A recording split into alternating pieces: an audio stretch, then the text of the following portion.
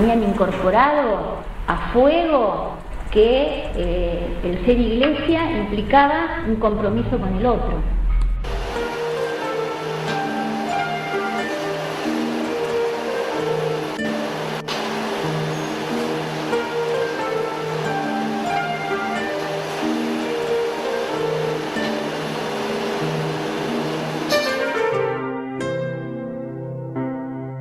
La iglesia de la Rosa Mística se encuentra ubicada en la calle 54 y 23 de la ciudad de La Plata.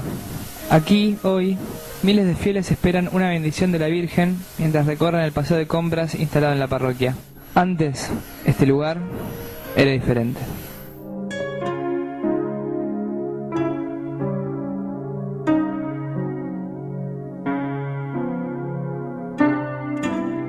Es lo único que veo tal cual. Sí, se nota, ¿ves? Lo demás está totalmente cambiado. Muy cambiado, ya no reviste otra cosa. Y remodelado y qué sé yo, no sé qué hicieron. No, la parroquia creo que ya era lo que es hoy, esa especie de edificio. Y acá jugábamos al fútbol. Y donde hacíamos el diario estaba acá, encima de esto. No de esto, de allá, del santuario de la Virgen. Y ahí estábamos nosotros haciendo Pascua y Néstor Buzo hacía Cedipla. Y lo hacíamos juntos, digamos, en el mismo lugar. En las victorias se realizaban las tareas habituales de toda parroquia, pero con una seriedad especial. Siempre estaban acompañadas por un gran interés por el ser humano, por la persona.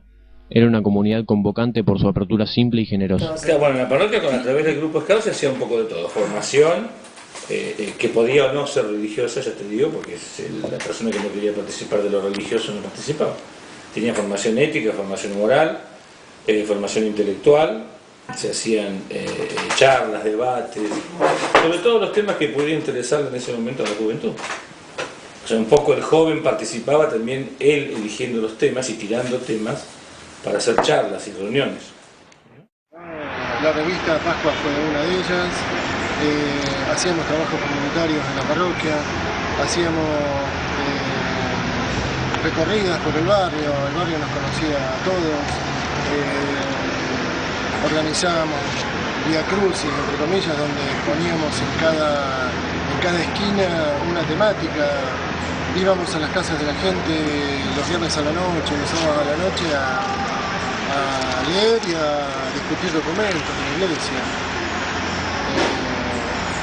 Bueno, y mucha gente muy querida hoy no está desaparecida.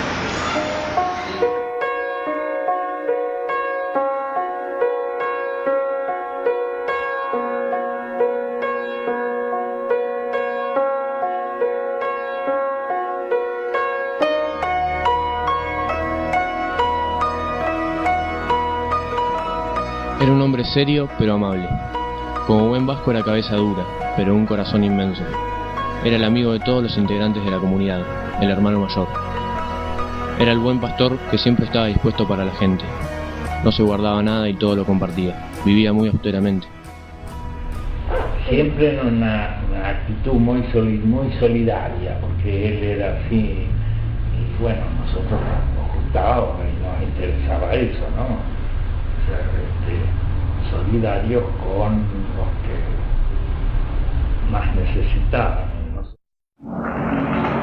Él nos proponía que nosotros nos formáramos, que nuestra formación pasaba fundamentalmente por los documentos de la Iglesia.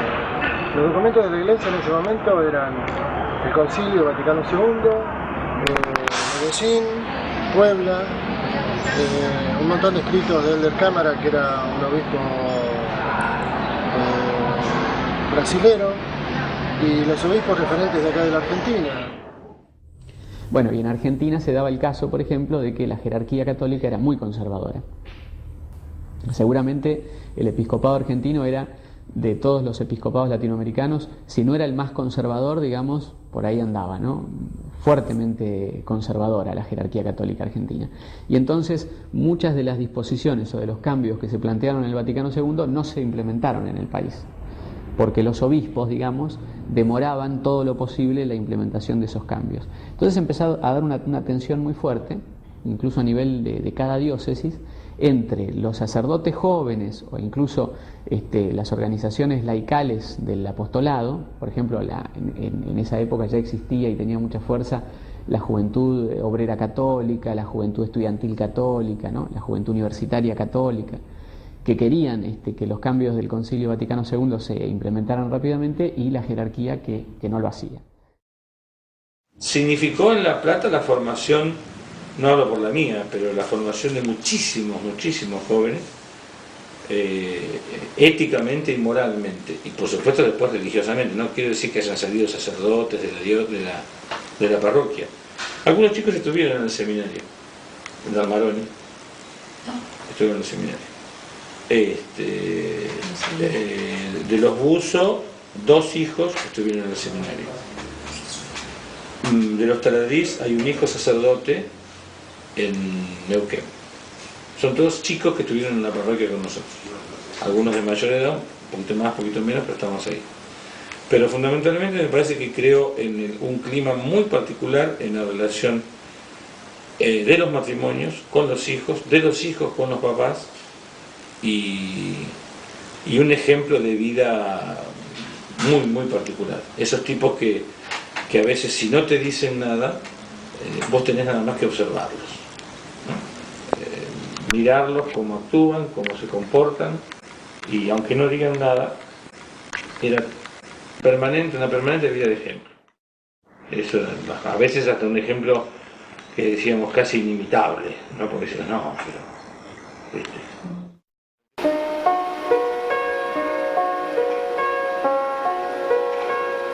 A los jóvenes los acompañaba con su testimonio y ofrecía con sinceridad y sencillez los valores cristianos que consideraba importantes para la vida de un joven.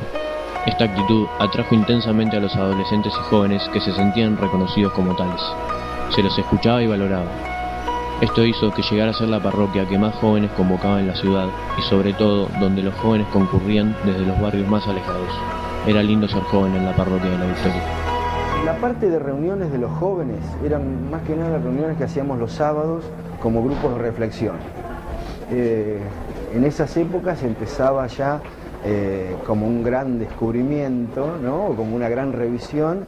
Se empezó a hablar del sexo, se empezó a hablar de las drogas, o sea, los temas que siguen estando flotando todavía, se hablaban por primera vez en esos grupos. Y hablábamos abiertamente, o sea, él también participaba, traía psicólogos, traía médicos, que nos daban una idea mucho más acabada a nosotros también de las cosas. No, adelante. Dentro del sueño vas a ver, todo se sabe alguna vez. Era la actividad que hacía de la parroquia una comunidad viva. La presencia y la actividad de más de 200 jóvenes y sus familias eran una fuerza que se notaba en el barrio y en la comunidad. Por eso tu mano voy a tomar.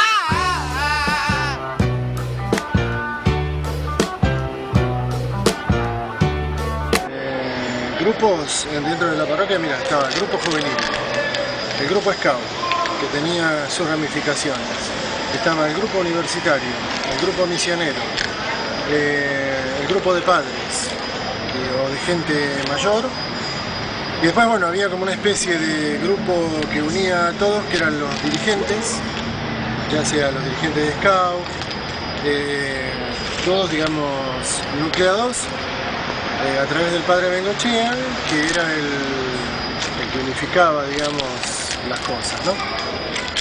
Y bueno, y había un componente fuerte también de campamentos. Hacíamos campamentos y paseos, algunos más largos, otros más cortos, donde se apuntaba al autovalimiento, digamos, que cada grupo se marca por sí mismo. Entonces cocinaban, preparaban su lugar. A diferencia de estos campamentos que se organizaban ahora, los grupos se cocinaban con las propias cosas, tenían que armar su propio fuego, no llevábamos calentadores como sistemas, sino había que prender fuego. Hacíamos juegos nocturnos que tenían que ver con el tema del miedo y manejarse en grupo. Y ahí hay algo del aprendizaje conjunto, ¿no?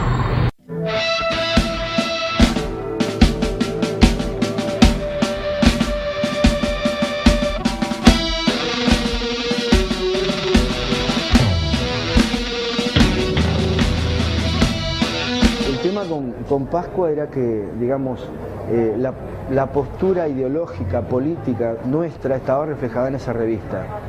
Y después nos enteramos, desde el primer número que salió, nosotros alcanzamos a sacar como 2 años y pico esa revista. Los servicios de inteligencia se la llevaban para ver quiénes estaban ahí.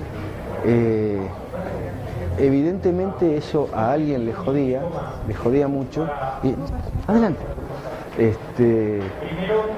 Tuvimos que seguir con la revista adelante a pesar de que pasaban cosas. Pascua es clara. ¿Quiénes somos? ¿Qué pensamos? Porque esta es la revista. Esto es lo que piensa Pascua. Pascua lucha contra toda injusticia social.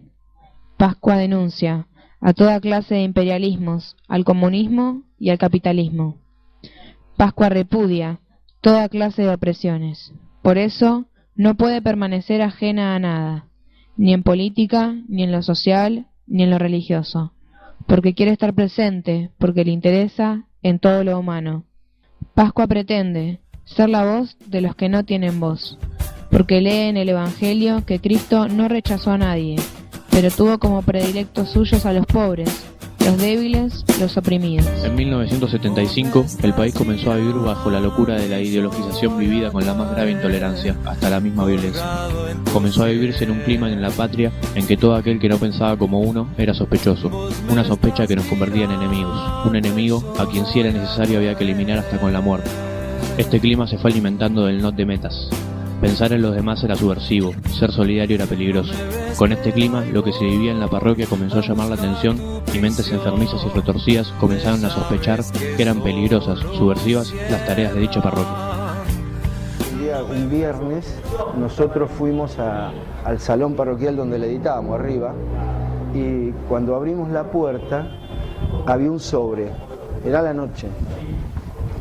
Cuando levantamos el sobre se abre una carta de la AAA, que no nos amenazaban a nosotros, pero sí establecían una lista de gente. Eso fue en mayo del 75.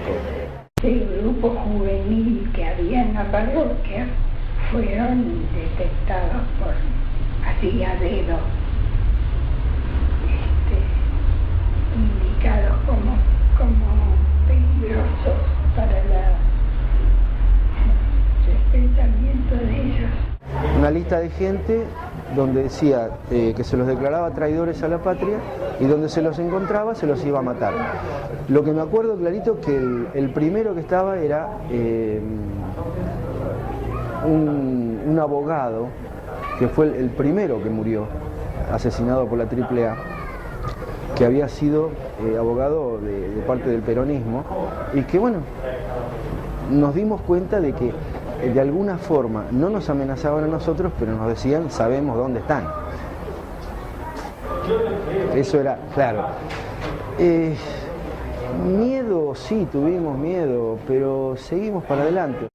Inclusive fieles, entre comillas, de la parroquia, que eran los que señalaban a los chicos que a ellos se les cantaba.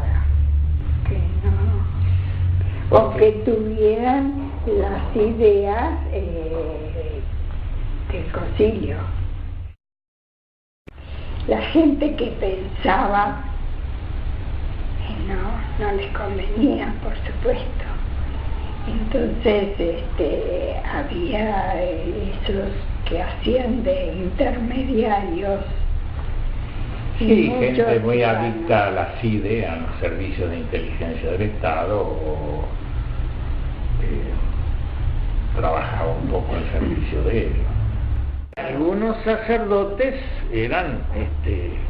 compartían un poco esa posición, otros no. El señor Plaza era capellán de la policía, era amigo de Camps. Nos corrían, sí, digamos, la misma iglesia. O sea, nos jodía a Plaza, nos ninguneaba a Plaza. Las uvas viejas de un amor en el placar. Ahí estaba el asunto, pero se desarticula toda la parroquia a partir de una persecución que se encarga Monseñor Plaza de llevar adelante contra Bengochea. Él me lo contó, le termina pidiendo, llorando a Plaza, que le diga qué es lo que quería, Bengochea le dijo, qué es lo que quería hacer para que lo dejara en paz. Le termina diciendo eso. Y ahí se va.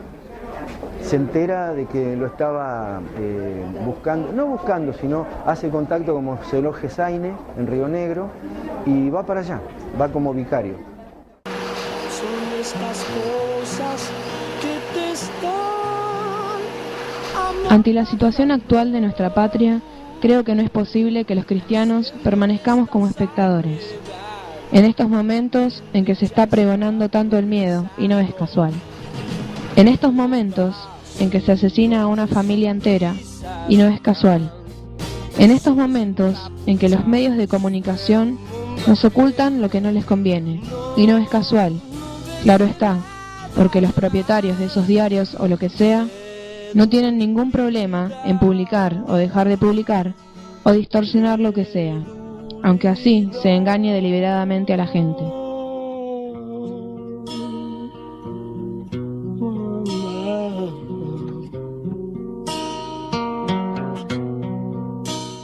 En estos momentos, cuando debemos adoptar una posición crítica y activa. Dejemos nuestro egoísmo que no nos deja crecer, dejemos de pensar en el autito, en el confort, en los productos que nos tratan de vender, dejemos de despersonalizarnos. De una vez por todas, dejemos de ser hipócritas, de ser falsos.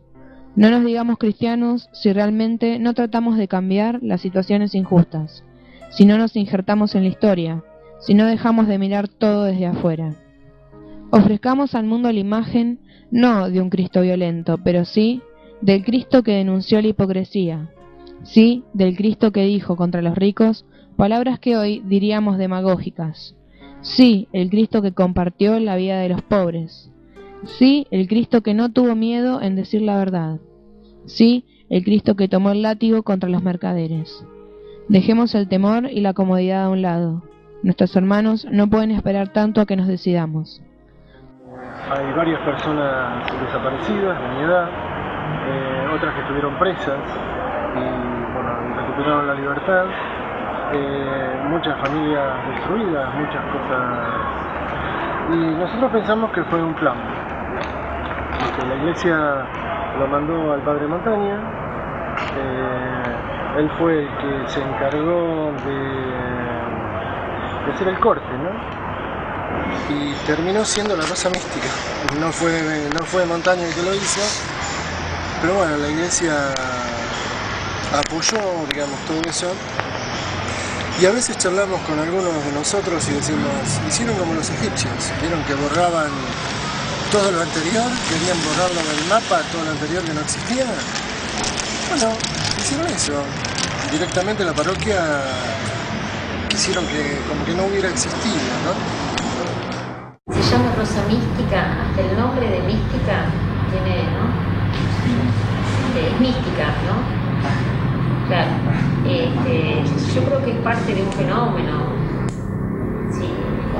Son evoluciones. Eso fue me parece propio de la época de los primitos. La verdad es que esa devoción así vacía, milagrera, desde lo individual, ¿no? Eso de ir a un arreglo individual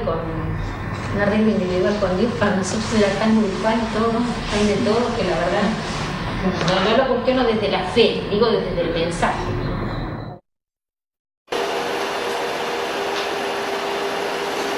Mira, no sé si habrá sido pensado por alguien, pero que seguro fue eso. O sea, la Victoria estuvo desaparecida.